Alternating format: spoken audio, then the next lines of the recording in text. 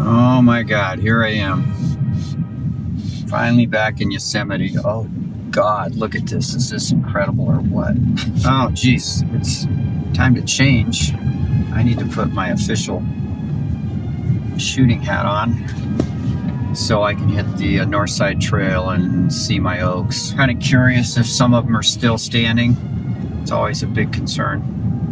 But I feel confident that my favorite oak is still there. We'll see. It's pretty nice. Light on El Capitan is kind of coming and going. God, that's a massive piece of granite. God, I love that big giant reflector this time of year. The sun comes out, reflects golden light down into the valley. And when you shoot in some of these drainage areas, photography takes on a whole different level. You've got a warming filter that's built in. Ooh, we got a little bit of wind, but the wind gods will be nice to me. I know they will. When I get over to Yosemite Lodge parking lot, hey, Mother Nature is going to know I'm here, and she's going to just hold her breath for a while. May have to wait a little bit during some of the image making, but she always takes a breath and holds it, just enough for me to fire off an exposure. It's pretty cool. You just have to be one with nature and one with where you are, and forget about thinking, you just feel it. This is good. Nice spot.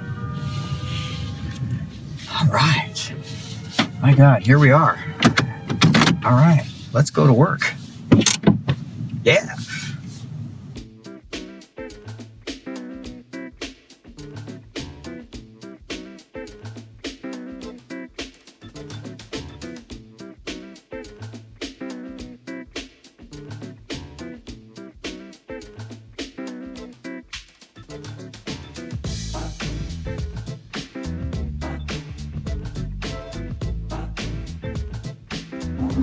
No sense in being in a hurry.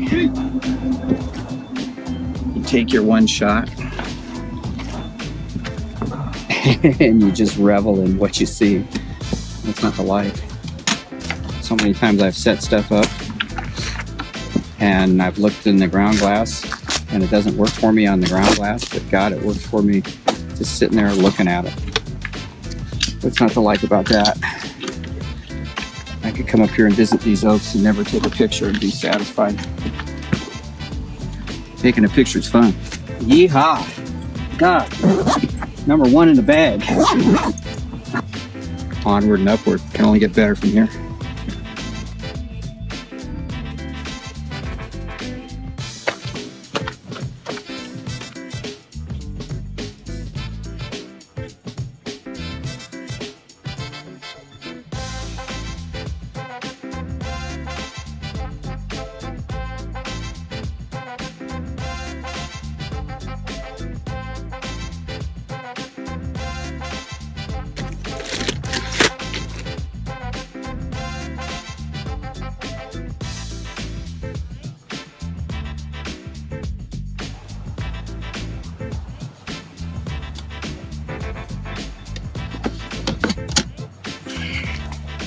I like trees and rocks, just not rocks alone. Can't seem to get my head around rocks by themselves.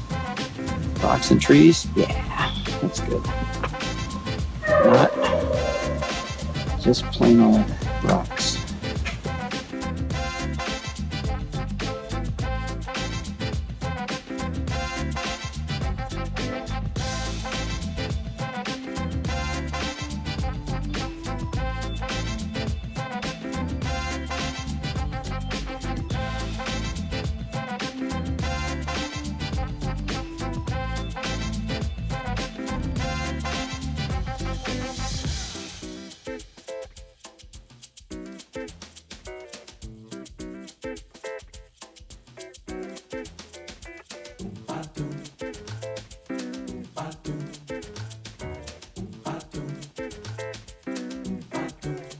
I got 3 different focal lengths in one lens.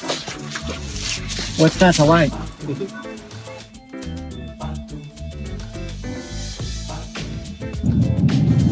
Yeah, whenever I'm here, you're always drawn by the light, so you're always looking to see where the light's going.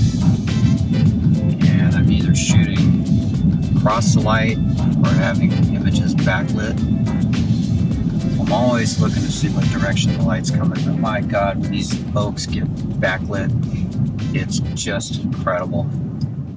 People don't realize what's going on here. This is just incredible. This is surrounded by, it's granite. This sits on top of granite.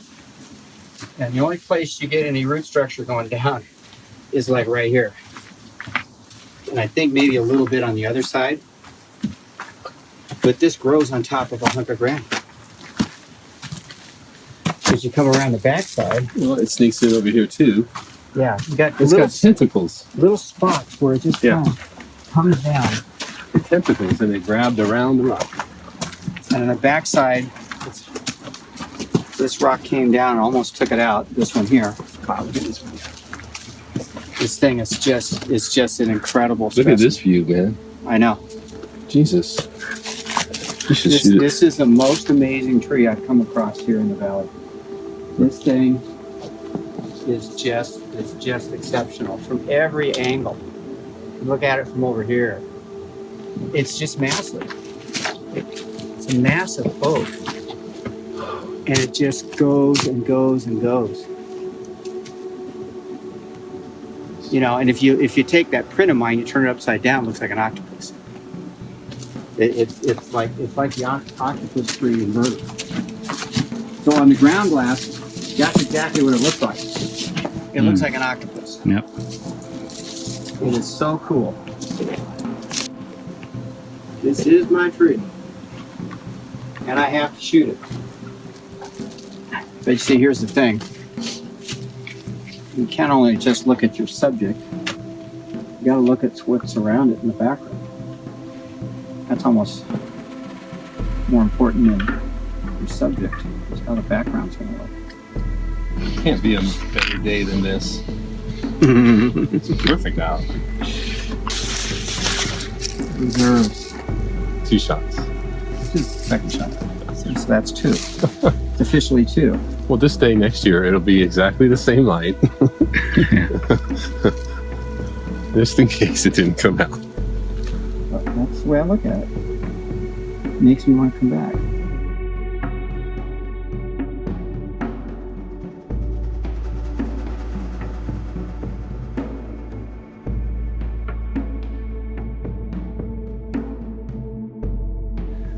And I came to this process mostly because it can record the carbon printing process. Because it record a type of light that I wasn't able to work with before. And that's what really attracted me to it. High contrast, bright light coming through the redwoods where I live. And that's what drew me to the process.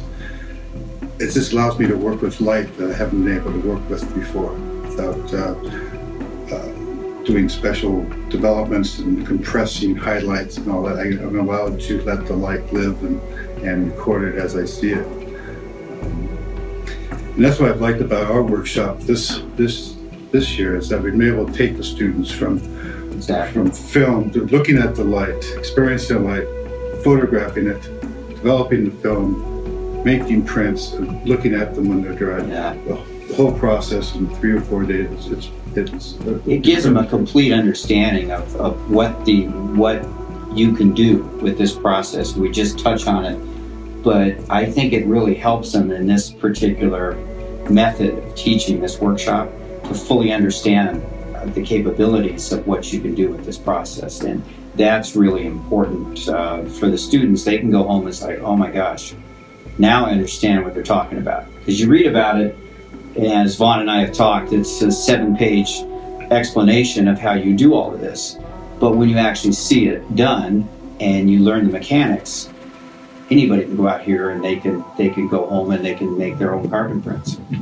And not only that, we give them the basis of the process. So if they decide they want to go with digital negatives, they have the knowledge and the skills to do the testing required to make those digital negatives. So even if you're not interested in film, eventually you can use all this information here and experience to go and make hybrid prints, basically. Yeah, that's the wonderful thing about it is a lot of workers don't want to carry the big cameras like Vaughn and I like to use, but you can work in a digital negative workflow and tailor it to your imagery and produce wonderful carbon prints using that method as well. So it's a wonderful opportunity for people to come up here and learn a very old historic process that's one of the most, if not the most, archival print that you can make. And that's a very, very important thing to have if you're an artist, or especially a serious artist like Vaughn and I are. Carbon print could be just about anything you want. It doesn't have to be a landscape. It doesn't have to be the raised relief, which I really like working with. It can be smooth. It can be a soft focus image.